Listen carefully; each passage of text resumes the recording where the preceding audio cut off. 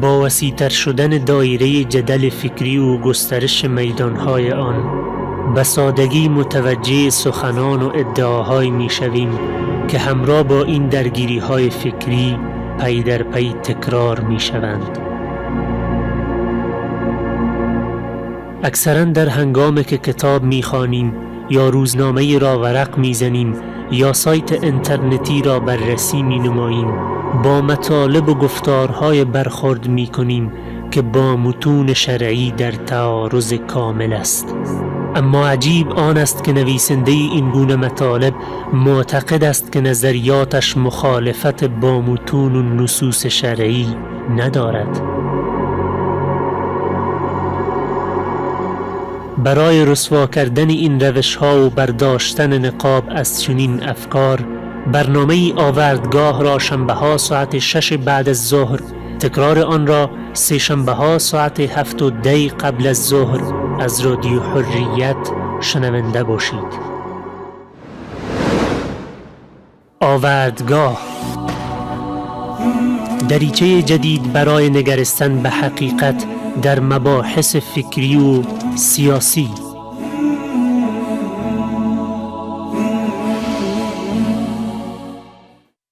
السلام علیکم و رحمت الله و برکاته. شنوندگان عزیز رادیو حریت به برنامه آوردگاه با من صلاح الدین عمر خوش آمدید. امیدوارم که تا پای برنامه ما را همراهی بکنین. هدف اصلی در نظام آفرینش حیات بر پایه کمال و بالندگی است. بر این اساس نقش آفرین هستی در تدارک این مقصود بهترین ابزار انتقال را در خدمت بشر قرار داده تا برای دریافت هدایت و سوق او در طریق سعادت و شایستگی او را کفایت کند. اینجاست که اهمیت قوه سامعه و نیروی شنوایی به عنوان دریچه برای دریافت حقایق و پل ارتباطی بین جهان بیرون و عالم درون برای بشر روشن می گردد.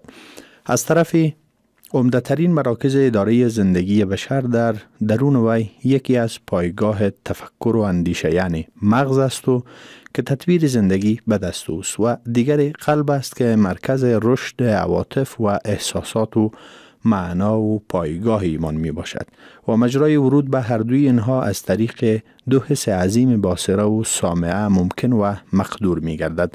لذا قصور نسبت به هر کدام مسئولیت آور است و به تعبیر قرآن کریم اعوذ بالله من الشیطان الرجیم بسم الله الرحمن الرحیم ان السمع والبصر والفؤاد كل اولئک کان عنه مسئولا.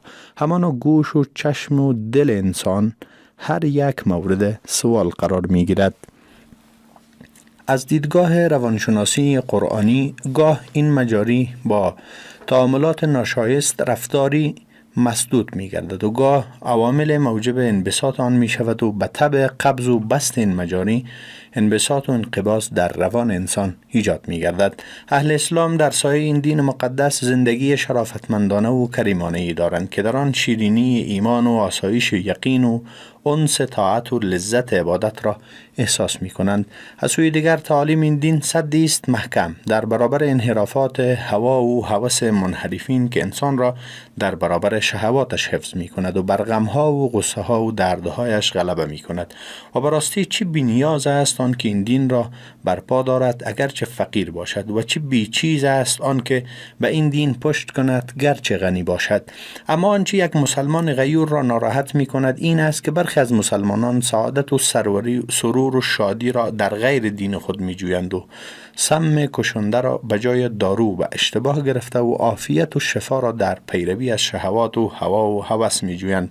متاسفانه موسیقی برای بسیار حکم آب حیات را پیدا کرده است به گونه‌ای که در هر حال گوش خود را در بست در اختیارش گذاشتند. هنگام راه رفتن، خوابیدن، کار کردن، رانندگی، آشپزی و موارد دیگری. اگر کسی ما را از گوش دادن به موسیقی برحذر دارد ترش کرده و عصبانی می شویم و هزار یک توجه برایش می آوریم. با وجود این که اسلام عزیز مکرراً از موسیقی و عادت کردن به آن ما را برحذر داشته است، اما ما هرگز توجهی نداریم چون تصور ما این است که در این زمان نمی شود موسیقی گوش نداد. البته این حرف درست نیست. پس اگر ما همچنین تصوری داریم بهتر است عواقبش را هم بدانیم تا ببینیم آیا ارزشش را دارد که برای لحظات خوش بودن آن هم نه خوشی واقعی بلکه برای لحظات فریب این هم از زیان ببینیم؟ باید بدانیم که وقت دشمن خدا یعنی ابلیس سوگن یاد می کند که بر بندگان خدا مسلط و سیطره خواهد یافت و آنها را گمراه خواهد کرد و خداوند نیز در پاسخ او می فرماید که هرچه بخواهی بکن و دریغ مدار و انس جن را به گمراهی بکشان. عاقبت تو و پیروانت آتش دوزخ می باشد. کسی که اوامر و نواهی خداوند را بجا آورد البته در جنت مقیم خواهد بود. امروزه مشاهده می کنیم که تلاش صورت می گیرد تا موسیقی و آوازخوانی در صفوف مسلمانان راه یابد، زیرا دشمنان اسلام نتیجه گرفتند که این دو عامل بزرگ از همه چیز بیشتر می توانند عقل و هوش ملت های مسلمان را بربایند و آنها را به براه بکشانند و نگذارند این ملت ها برای تعیین سرنوشت خود بیاندیشند. بنابراین دنبال رو دیگران شده و با هر صدای کنار آمده و دیگران را نیز از خداوند متعال دور می‌گردانند. موسیقی و آوازخوانی بیش از بیانیه های آتشین در نفسها اثر می‌گذارد و خطابه ها و پروژه های علمی و کتاب های چاپی هرگز نمی‌توانند در روح و روان انسان ها به مانند ساز و آواز اثر ناگوار بگذارند.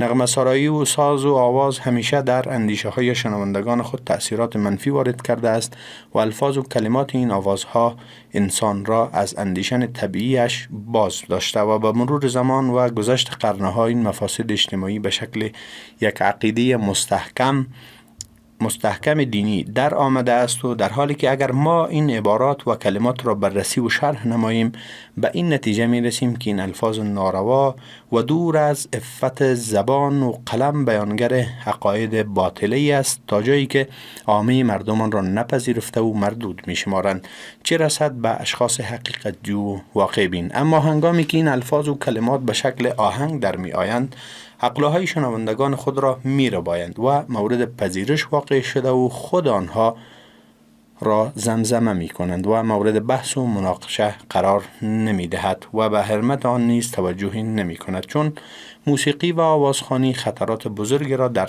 سریطره عقل انسانها موجب می گردد. بنابراین ابلیس و سربازان ابلیس و کسانی که از آنان پیروی و تبعیت می کنند از هر فرصت استفاده کرده و در سراسر جهان وسایل ارتباطات جمعی و رسانه‌های گروهی را قبضه کرده و تعداد بیشماری از مردان و زنان سراینده و آهنگسازان و مؤلفین عبارات و الفاظ را که تضاد و تصادم صریح با احکام اسلام دارد استخدام می کنند و آنها را با تمام وسایل تشویق و به پول و شراب و ابزار جنسی مجهز می گردانند و ملت‌های مسلمان را در جهت سوق می دهند که با اسلام کاملا مخالف و در ضدیت قرار می گیرد.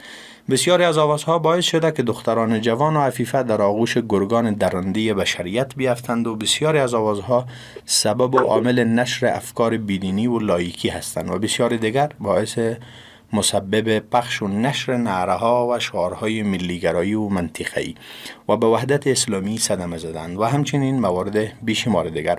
اما از سوی دیگر عده تمام این موارد را نپذیرفته و بر ضرورت به موسیقی حتی در جامعه اسلامی پافشاری دارند. ولی آیا واقعاً چنین است؟ در این برنامه آوردگاه موضوع بحث ما روی موسیقی خواهد بود. مهمان برنامه ما جناب استاد محمد یاسین فاضل، پژوهشگر و کارشناس مطالعات اسلامی و استاد پانتون تعلیم تربیه پانتون کابل هستند. جناب استاد از این که به ما وقت دادین سپاسگزار هستیم. السلام علیکم و رحمت الله و برکاته. تشکر زیاد. بخیر و سلامت باشید. من هم به نوبه خود سلام خود را خدمت شما و خدمت سایر شنونده های عزیز تقدیم میکنم. السلام علیکم و رحمت الله و برکاته. و علیکم السلام جناب استاد، خوش آمدین به برنامه آوردگاه. قبل از اینکه روی حکم موسیقی و اسرار موسیقی بحث بکنیم، جناب استاد می‌خوایم که از شما هم در مورد تعریف موسیقی در نصوص شرعی بشنویم. الحمدلله و کفا و صلاة و سلام علی عباده الذین اصطفى. و بعد دقیقا وقتی ما بحث از موسیقی میکنیم در اینجا دو واژه یا دو مفهوم در کنار هم قرار میگیره. یکی بحث موسیقی است، یکی بحث ترانه، سرود، آواز، غیره دیگری که با زبانهای مختلف استفاده میشه. کاربرد موسیقی بالای همو صدا یا آواز اطلاق میشه که از آلات و وسایل معین و مشخصی بیرون میشه، مثل عود و کمان و طبل و آن چیزی که امروز به شکل مدرن و با استفاده از تکنولوژی وسایل موجود از صدای از او کشیده میشه. اینا اطلاق موسیقی بالای از اینا میره. اما در کنار از اینا قضیه اینا طرف هم هست که همون تقریب یا ترنم یا بالاخره اشعار و نثرهایی به شکل موزون و با استفاده از لحنها استفاده میشه که در بس از موارد اینا را مدغم ساختن، هر دویش همگون و همسان میدانند و در بس از موارد از لحاظ شرعی دانشمندان در بین از اینا آمدن به یک حد فاصله قائل شدن و بینشان تعریف متفاوت را ارائه کردن. با سپاس جناب استاد.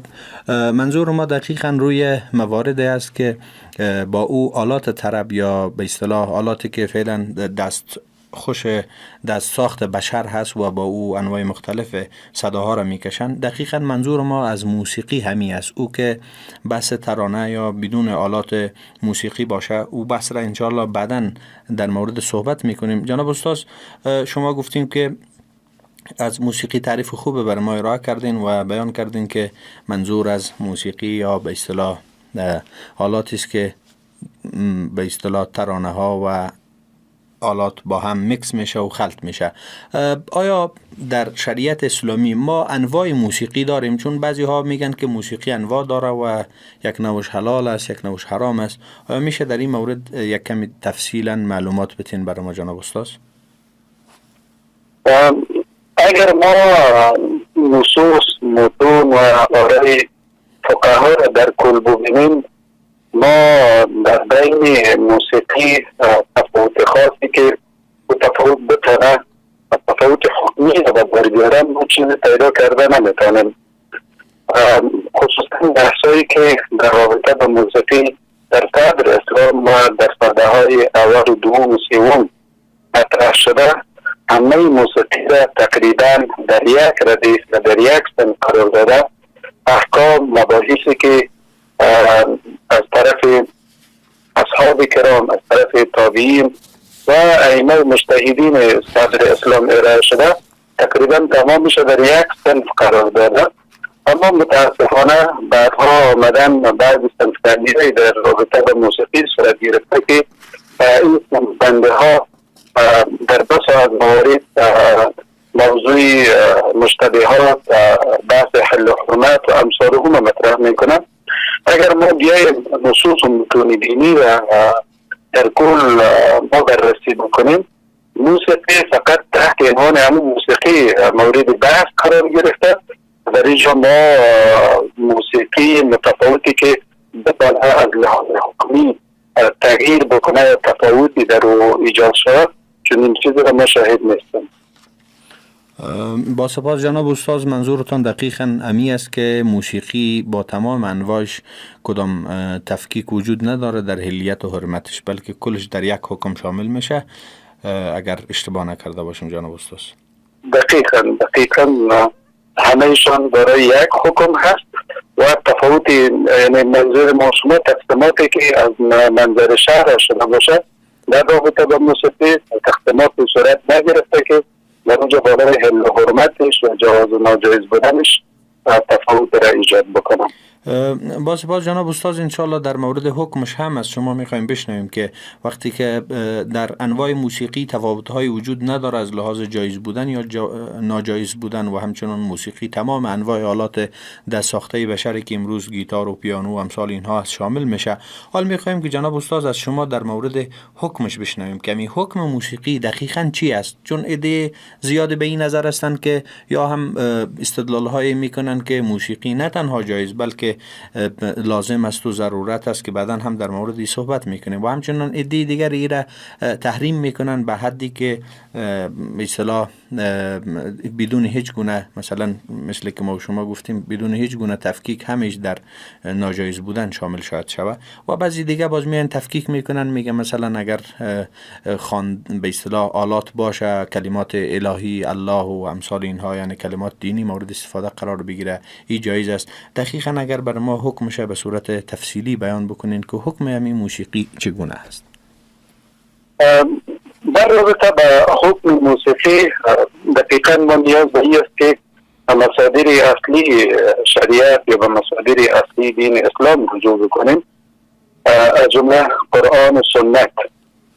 در قرآن از نشان آیات متعدد آمده که مفسرین، دانشمندان، فقها الفاظ یا واژه هایی که در اونجا کاربرد داره استفاده شده مصداق از او موسیقی گرفتن و او را بالاخره به موسیقی تفسیر کردن.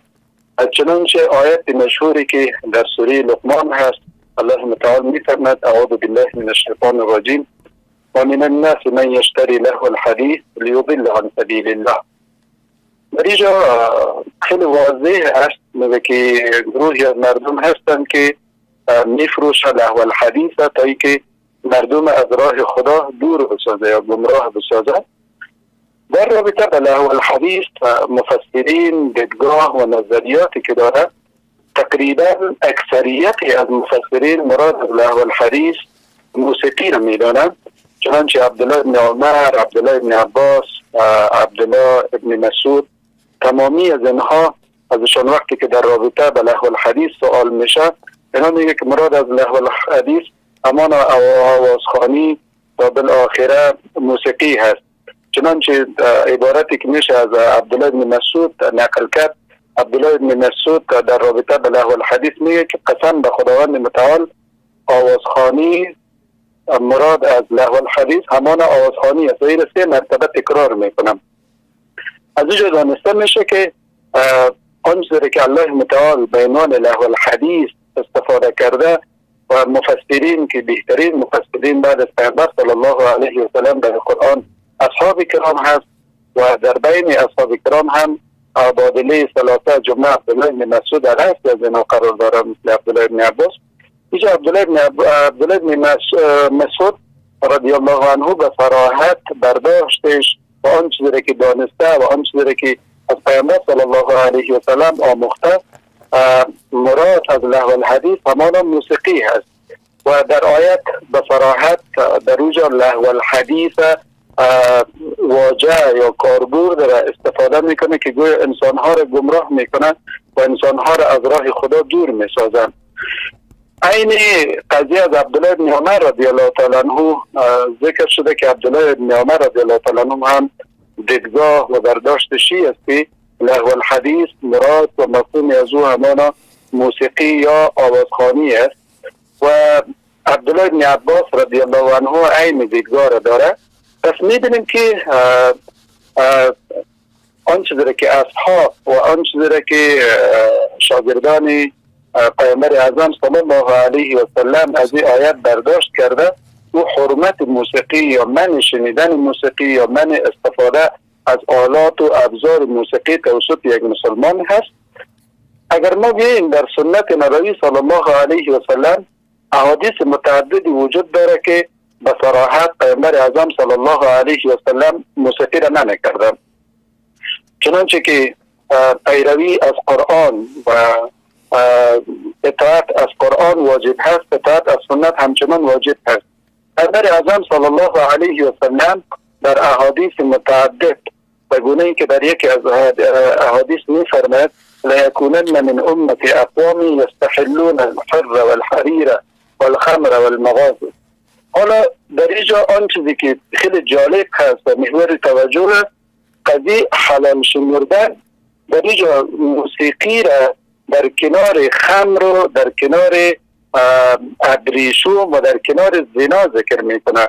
پیامبر اعظم صلی الله علیه و سلم میفرماید که در بین امتی ما گروهی میایه که اینا حلال میشماره، زنا را حلال میشماره، استفاده از ابریشم برای مردان را البته و همچنان حلال میشماره، شراب و همچنان حلال میشمارن موسیقی را.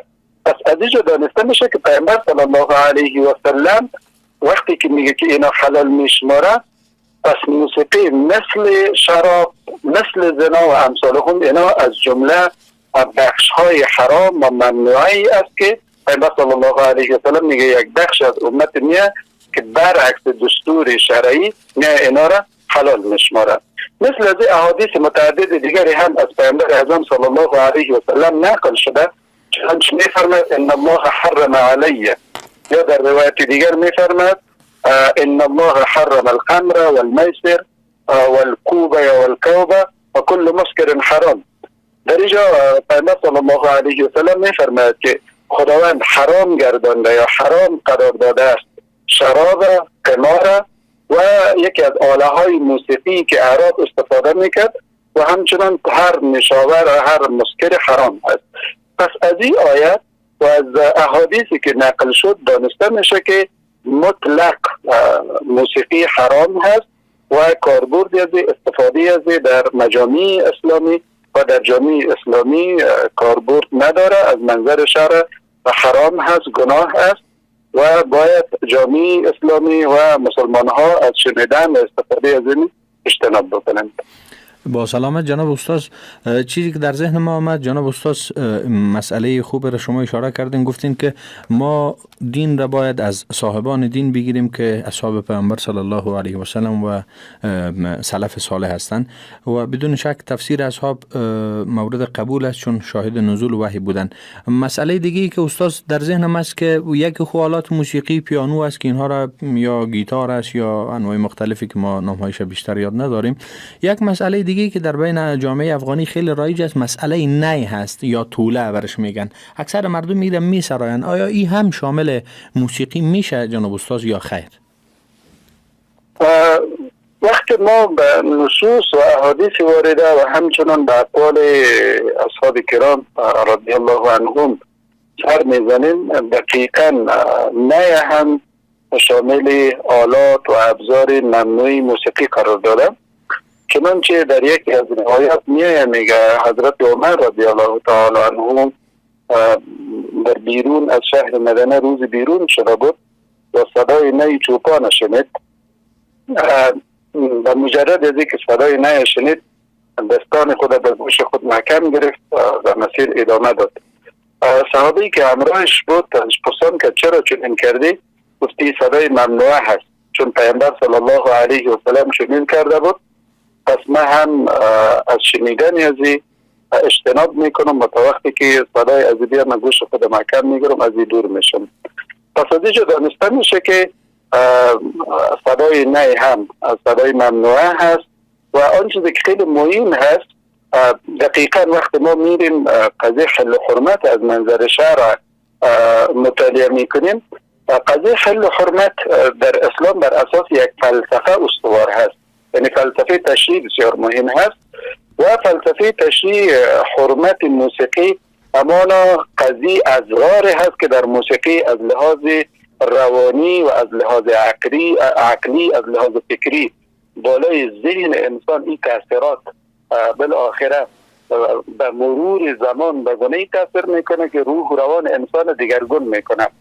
پس نی هم مثل سایر ابزار و آلات موسیقی از جمله ابزاری هست که میتونه ذهن و افکار انسان تحت تاثیر خود قرار بده و به مرور زمان همون خواسته هایی که شیطان میخواد در نفس انسان اشباع بکنه اون نی یا سایر آلات و ابزار موسیقی میتونه که انسان از اون متاثر بکنه و به اون مسیری که شیطان میخواد انسان به اون مسیر سوق بده. با سپاس جناب استاد.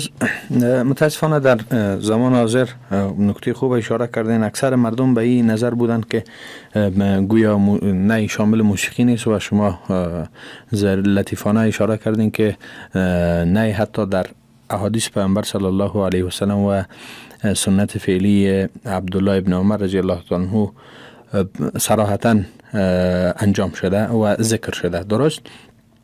دقیقاً.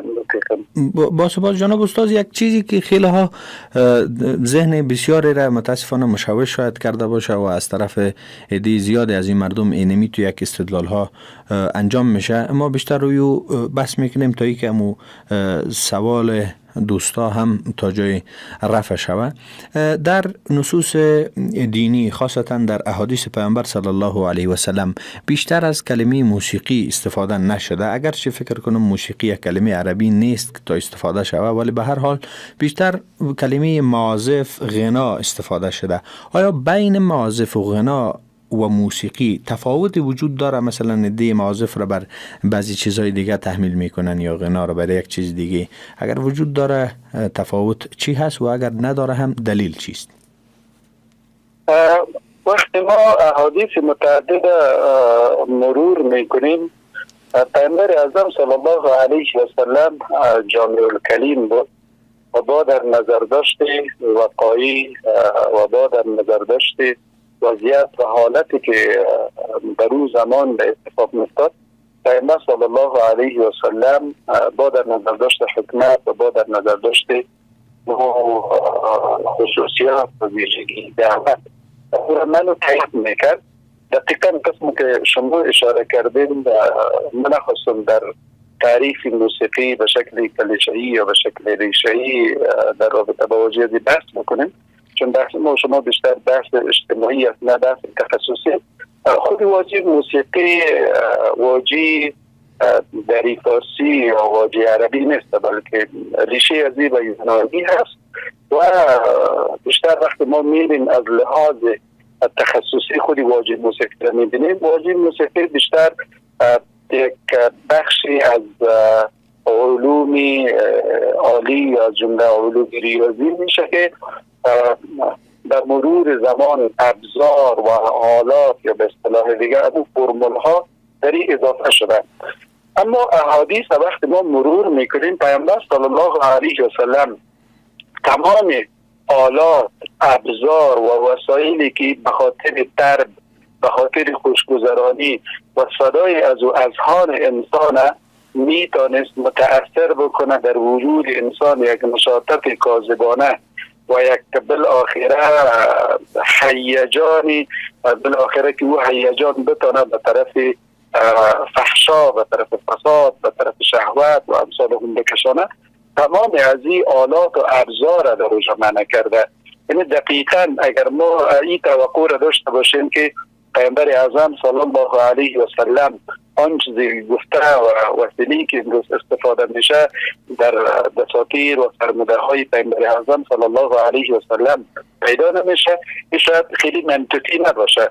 چون وقتی ما بحث قرآن و سنت میبینیم، بیشتر قرآن و سنت قواعد مطرح کردن، نه جزئیاتی که هر موضوع را با تمام جزئیاتش مطرح کرده باشه.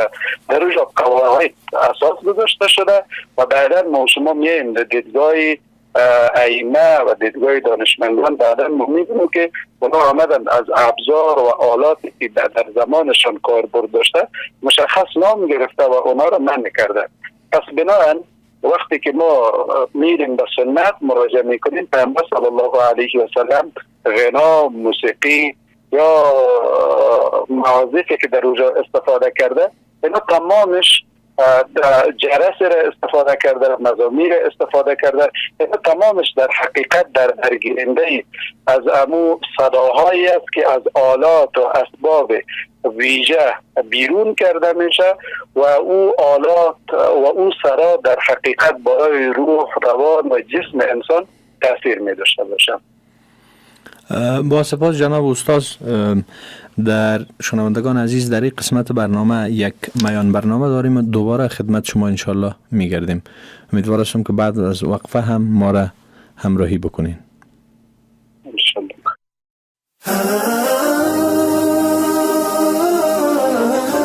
پاسخ دهید و جایزه بگیرید.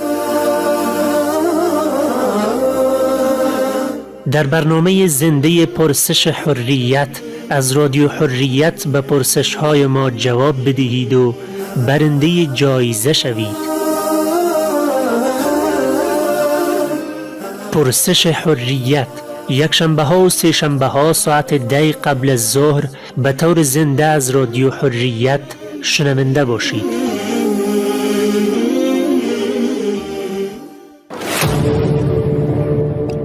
د چارو لشنونکو سره خبرې اترې، ریښتیني، ښکاره، صریح، ژور او دقیق تحلیلونه د هیواد او نړۍ روان حالات له بېلابېلو زاویو او ګڼو سناریوګانو سره قدم په قدم د حریت سناریو د افغانستان او نړۍ تاوده موضوعات تر بحث او شننې لاندې نیسي. د حریت سناریو خپرونه هر یک شنبه او چهارشنبه ماښام 6 بجې او تکرار د دوشنبه او پنجشنبه سهار 9 بجې او 10 دقیقې له حریت څخه. حریت 88.5 FM. من مجاهد مرد سنگر آرایم، مؤمن خدا جویم، دشمن تعد. محترمو مجاهدینو، راځئ د اشغالګرو او د هغوی د ملګرو د استبداد، ظلم او ستم پر وړاندې د خپلو میړانو، مبارزو، خاطرو او سرښندنو کیسې وړاندې کړئ او راتلونکو نسلونو ته یې پرېږدئ. فراز سنگرها شور آتشین دارم، در ره عدو دین هر کجا کمین دارم. حریت رادیو ستاسو جهادي مبارزې او خاطرات د سنگر له څوکو خپرونه کې رانغاړي. دغه خپرونه د شنبې په ورځو 11 بجې او تکرار یې د ماسپښین په 3:30 بجو له حریت څخه. از فراز سنگرها شور آتشین دارم، در ره عدو دین هر کجا کمین دارم.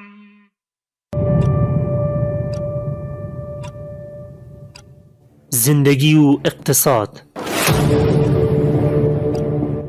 راهکارهای اقتصاد و زندگی بهتر. برای ایجاد تحول مثبت در زندگی شما، دستاوردهای امارت اسلامی، خدمات، تلاش و پیشرفت‌های مسئولین، بازسازی، پلان‌های آبادی و موضوعات مختلف دیگر را با مسئولین و صاحب نظران در جریان قرار داده و نظریات ایشان را در برنامه زندگی و اقتصاد می داشته باشیم. برنامه زندگی و اقتصاد را یک شنبه ها ساعت 8:10 قبل از ظهر، تکرار آن را پنجشنبه ها ساعت 4 بعد از ظهر از رادیو حریت شنونده باشید.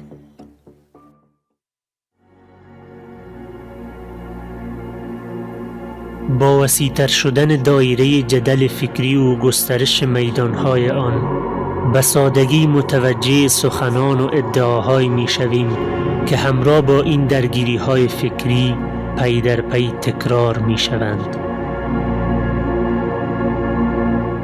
اکثراً در هنگامی که کتاب می‌خوانیم یا روزنامه را ورق می‌زنیم یا سایت اینترنتی را بررسی می‌نماییم، با مطالب و گفتارهای برخورد می‌کنیم که با متون شرعی در تعارض کامل است.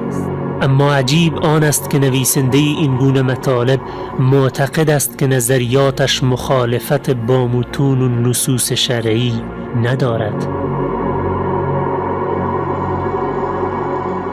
برای رسوا کردن این روش‌ها و برداشتن نقاب از چنین افکار، برنامه آوردگاه را شنبه‌ها ساعت 6 بعد از ظهر، تکرار آن را سه شنبه‌ها ساعت 7:10 قبل از ظهر از رادیو حریت شنونده باشید.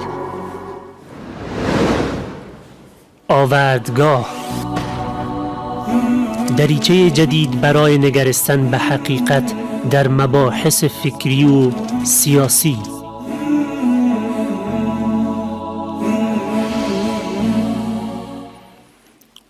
با عرض سلام مجدد خدمت شما شنوندگان عزیز برنامه آوردگاه. از اینکه تا این دم شما ما را همراهی میکنین سپاسگزار هستیم و امیدوار هستیم تا پای برنامه همراه ما باشین. ما در مورد حکم موسیقی و همچنان انواع موسیقی و اینکه در میان معازف و غنا یا اصطلاحاتی که در احادیث پیامبر صلی الله علیه و سلم استفاده شده با موسیقی تفاوت نداره، همراه استادمان استاد محمد یاسین فاضل صحبت کردیم و موارد را بیان کردن. جناب استاد، فعلا در مورد ای که عده‌ای باز در جواز مسئله موسیقی استدلالشانی است که پیامبر صلی الله علیه و سلم در عده‌ای از احادیث در مورد این که قرآن باید با تغنی و غنا خوانده شود استدلال میکنن. آیا این تغنی که در مورد قرآن آمده یا خواندن قرآن با غنا، اگرچه در بعضی نصوص منع هم آمده است اما در بعضی نصوص جواز داده شده، آیا این به همون موسیقی دلالت میکنه یا اینکه اینجا استدلال گونه دیگر است؟ بازم سلام مجدد، السلام علیکم و رحمت الله.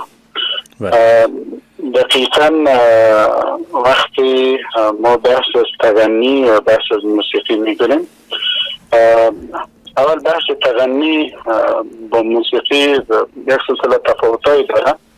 قبلا ما بحث کردیم وقتی که موسیقی میگن بیشتر تاکید و تمرکز سر صدایی هست که از همون آلات و اسباب صدایی هست که از همون اسباب و آلات ویژه بیرون میشه.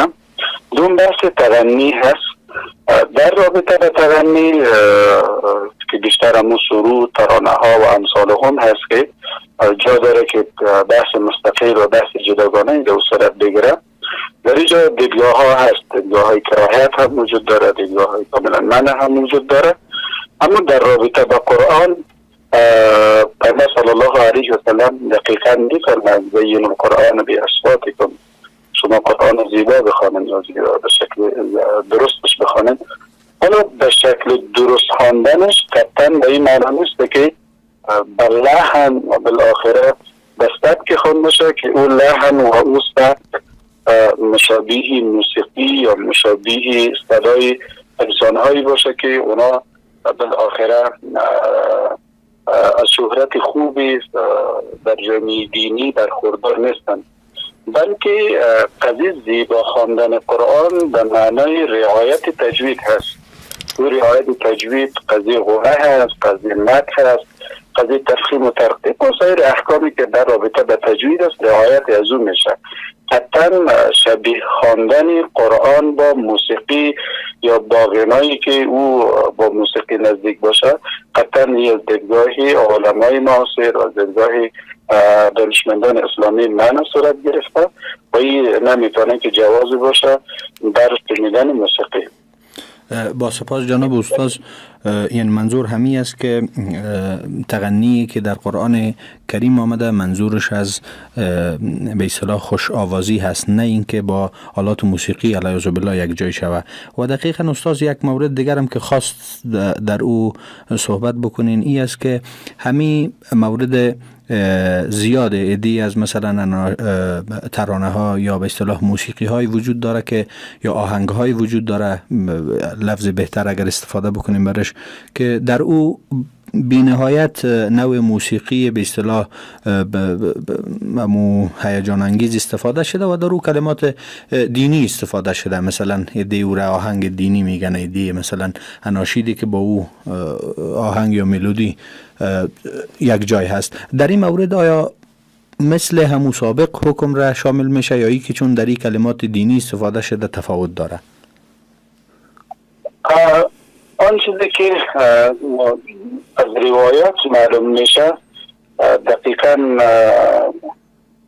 من فکر میکنم به عبدالله بن مسعود ایرا نسبت میتن که دیگه قرآن با موسیقی در یک قلب یک جاش بوده نمیتونه.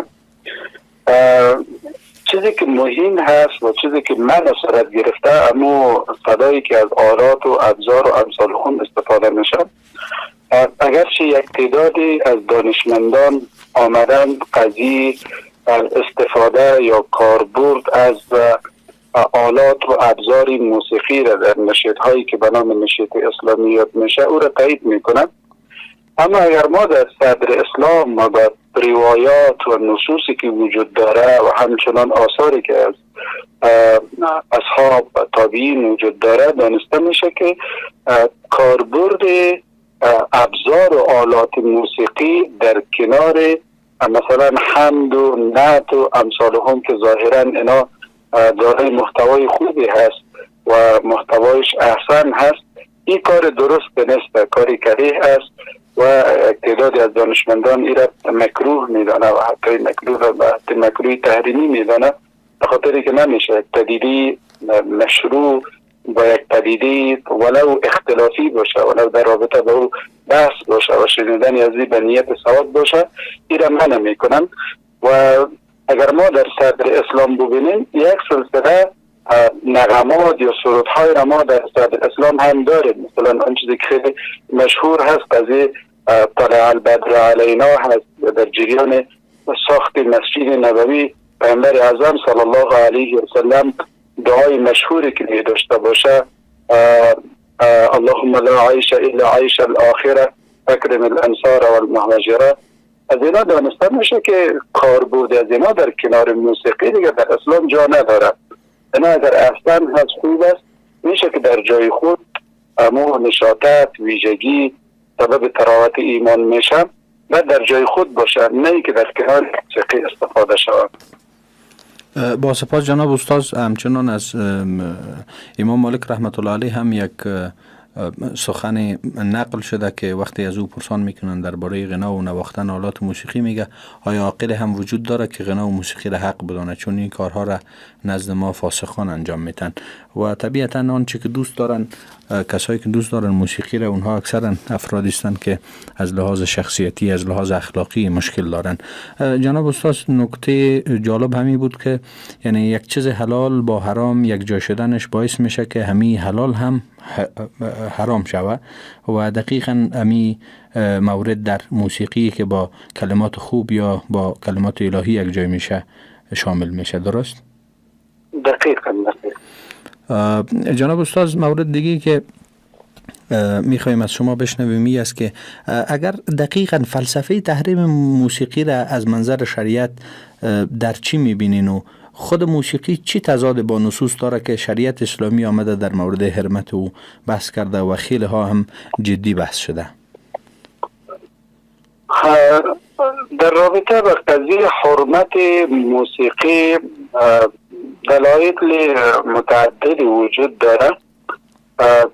دقیقاً ما از لحاظ دینی و عقیدوی باورمند به این هستیم که هر آن چیزی که الله متعال حرام قرار داده و منع کرده در او ضرر نهفته هست، در او زیان وجود داره و به خاطری که انسان مسلمان و انسان از ضرر از او در امان باشه، الله متعال یا خودش یا به زبان پیامبر اعظم صلی الله علیه و سلم او را منع نموده و او را حرام قرار داده. در رابطه به موسیقی میشه که اضرار از این از ابعاد مختلف ما مد نظر داشته باشیم. ابعاد اجتماعی داره، ابعاد انفرادی داره، اضراری که در رابطه با قضیه عقلی مطرح میشه، اضراری که از لحاظ روانی مطرح میشه، تمام از اینا را در بر میگیره.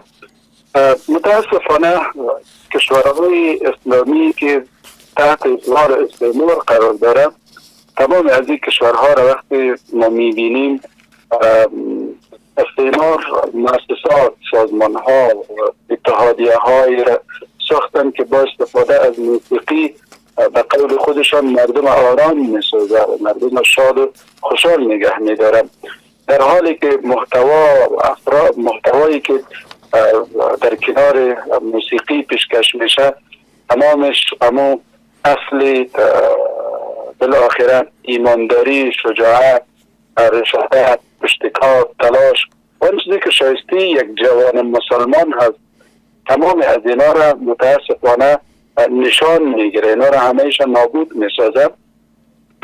از طرف دیگه تاثیر از عملا اگر ما در بین جوانان ببینیم، متاسفانه یک بخش بزرگ از جوانان و نوجوانان با این آله تخدیر کننده از هم متاسفانه درگیر و معتاد هستند، به گونه ای که اگر نشنوند و به این پناه نبرند اونا احساس ناراحتی میکنند و مثل امو مواد مخدر وری باید به این پناه ببره و بالاخره از این استفاده بکنه.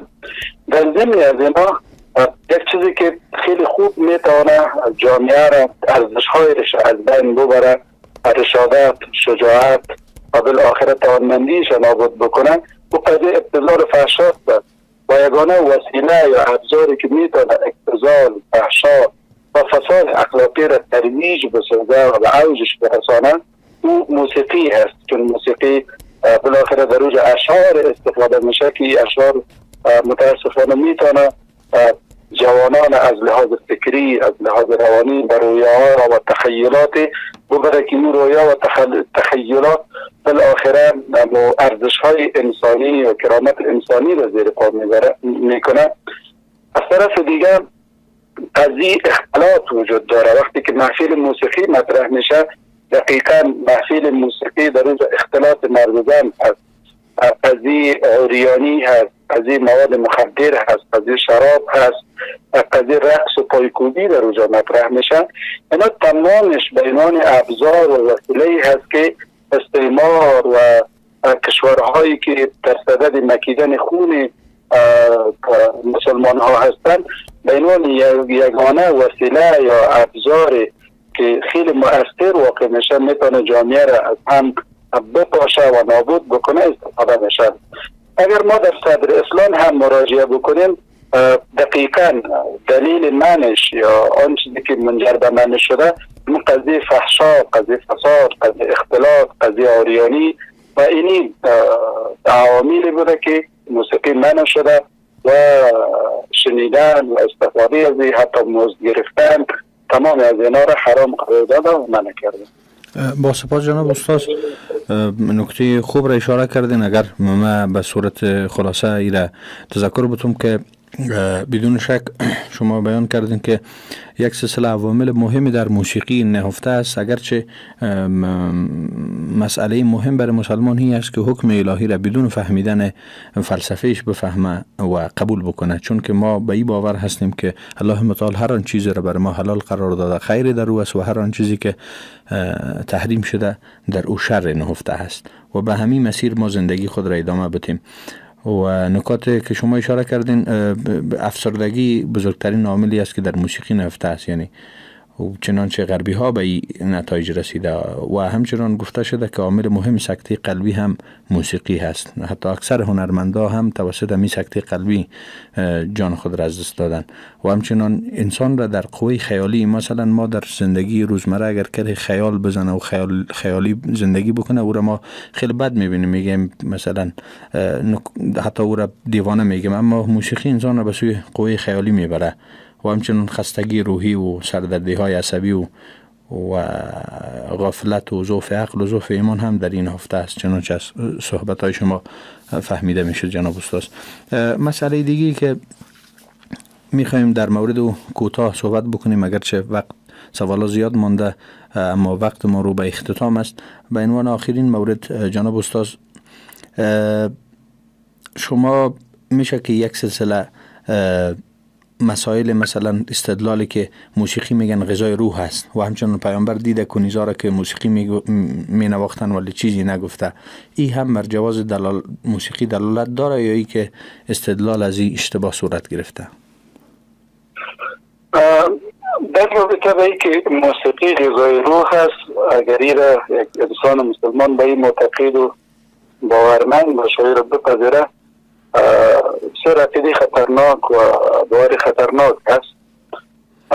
چون وقتی ما بحث از غذای روح مطرح میکنیم، دقیقاً که انسان از دو بعد ساخته شده که بعد جسمانی هست که غذا از او معلوم هست و که بعد روحانی است که بعد روحی انسان الله متعال غذای از او را مشخص کرده او را ما در قابل اذکار و عبادات فرضی و سنت ها و نوافل ما داریم.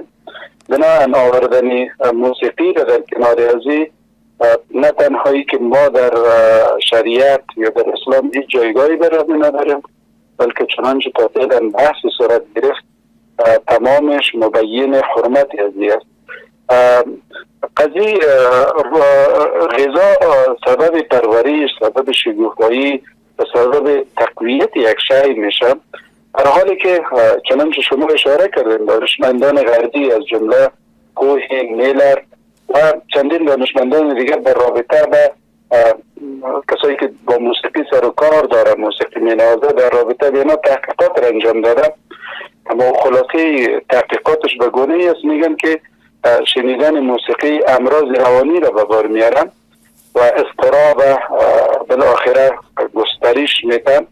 از طرف دیگه امراض مانند سردردی که در حقیقت امو در نتیجه اضطراب هست، پریشانی، دلتنگی، تنفر، ایجاد نفرت، عدم اطمینان، جدال در مسائل بسیار عادی و کوچک، ضعف جنسی، بروز تغییرات در مزاج عاطفه، در غم مردم غمگین نمیشه، در از خوشحالی دیگر خوشحال نمیشه، یعنی به یک انسان خنثی مبدل میسازه و بی‌پروایی، عدم حاکمیت بر احساسات.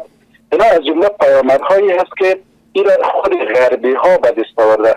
پس چگونه میتونه که موسیقی غذای روح باشه و این غذا انسان از انسانیت بکشه به یک موجود عاطل و باطل و بیکاره و حتی به یک موجود خشن، موجودی که جامعه انسان از جامعه و دور بسازه، از جامعه متنفر بسازه، چگونه تبدیل بکنه. در کل ما از روایات میبینیم چنانچه الله متعال میفرماید اعوذ بالله من الشیطان الرجیم الا بذکر الله تطمئن القلوب، یعنی آن چیزی که مایه اطمینان قلبی میشه، آن چیزی که غذای روح است و قضیه ذکر الله است. و احادیث متعدد ای از کار میایه تشریح میکنه. ما از کار صبح شام داریم، از کار بعد از نماز داریم، خود تلاوت قرآن عظیمشان در رأس تمام از کار قرار داره. غیر به اندازه تشویق میکنه که میگه در جایی که قرآن خوانده میشه میگه که شما سکوت بکنین، او را بشنوین و وقتی اگر خودتان میخوانین در برابر هر حرف ازی بر شما دست جواب داده میشه. اینا تمامش بیانگر ازی است که این فقط یک باور نادرست است و یک انسان مسلمان نباید به این عقیده و باور باشه که موسیقی غذای روح است. دقیقا انسان هایی که احتیاط میشه او شاید سبب تسکین مقطعی یا کوتاه مدت شود، اما پیامدهای بسیار ناگوار و دشواری را بالاخره در پی خواهد داشت. با سپاس جناب استاد از اینکه شما بر ما وقت دادین، از اینکه وقت برنامه هم تمام است و ما سوالا مانده، اما از اینکه وقت بر ما دادین و شما سوالات ما را جواب دادین سپاسگزار هستیم جناب استاد.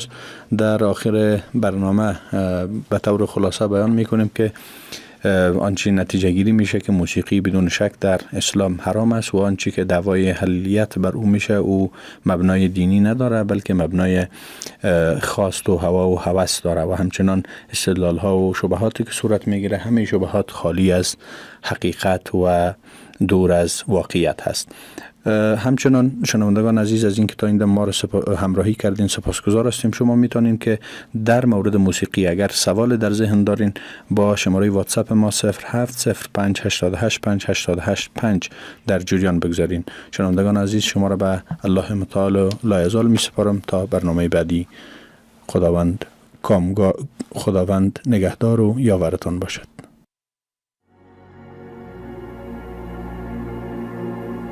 با وسیع‌تر شدن دایره جدل فکری و گسترش میدانهای آن به سادگی متوجه سخنان و ادعاهای میشویم که همراه با این درگیری‌های فکری پی در پی تکرار میشوند. اکثراً در هنگامی که کتاب میخوانیم یا روزنامه را ورق میزنیم یا سایت اینترنتی را بررسی مینماییم با مطالب و گفتارهای برخورد میکنیم که با متون شرعی در تعارض کامل است. اما عجیب آن است که نویسنده این گونه مطالب معتقد است که نظریاتش مخالفت با متون و نصوص شرعی ندارد. برای رسوا کردن این روش‌ها و برداشتن نقاب از چنین افکار، برنامه آوردگاه را شنبه‌ها ساعت 6 بعد از ظهر، تکرار آن را سه شنبه‌ها ساعت 7:10 قبل از ظهر از رادیو حریت شنونده باشید. آوردگاه، دریچه جدید برای نگرستن به حقیقت در مباحث فکری و سیاسی.